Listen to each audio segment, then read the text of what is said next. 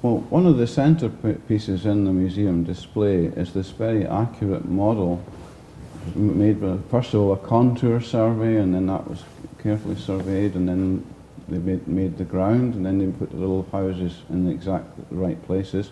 So you can see how they run and they lie down on the contours of the hill, which is very aerodynamic, actually.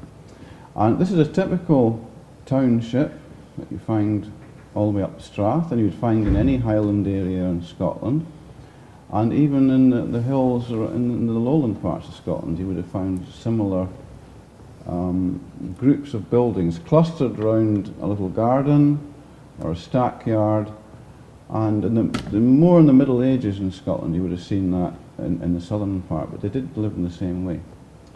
The houses are biodegradable houses made of peat and turf, and called black houses because of the soot which they carefully allowed to go through the thatch of the roof, which they could reuse and make compost with every 3 years, because they re-thatched the houses. These little townships were emptied of people. This particular one, Achenlochy, is quite close to the sea. It's as far near to the north as the clearances went, and the clearances actually stopped at this particular village in 1819. So it's historical for that point of view. You can go and actually visit the village, and there's little pegs you can see with numbers on them, and you find the equivalent of them actually at the site. Is there any significance to some of them being bigger in terms of, did some people own more? Because there's some that are really big and others that are very small. This is absolutely true. Right beside you, actually here, there was a longhouse which was twice the length of all the others, and the county workmen were, it's a gravel pit, and they were digging that away to put it on the roads.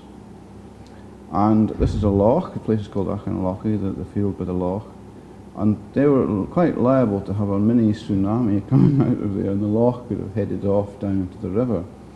But unfortunately, they shoveled away this very historic longhouse, and in actual fact that would have had a school in it and a chapel. The middle part of it would have been used both as a school and as a chapel, just depending on what day of the week it was.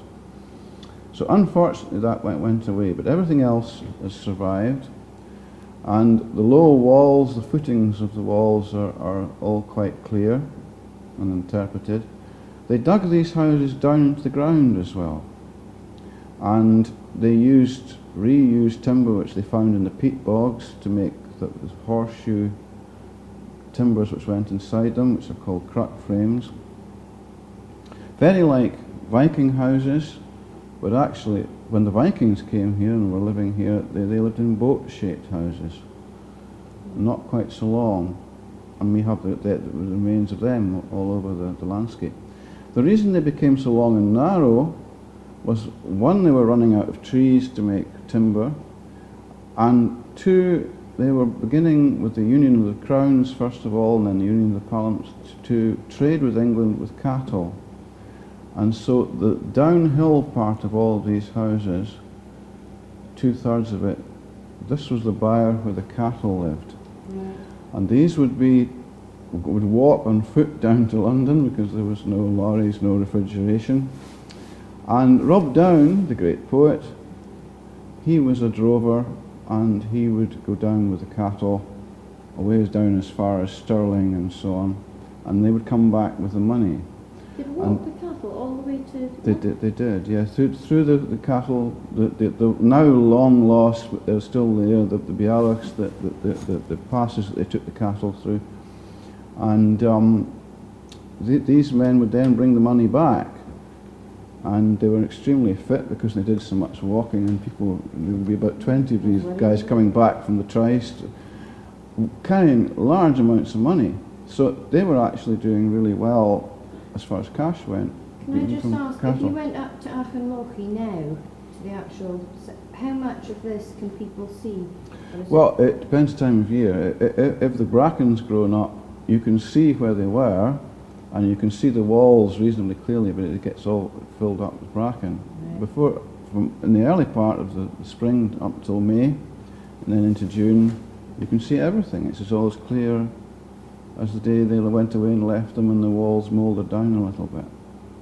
This place was not set on fire, by the way. It was out at Langdale and other places where the houses were actually burned. Right.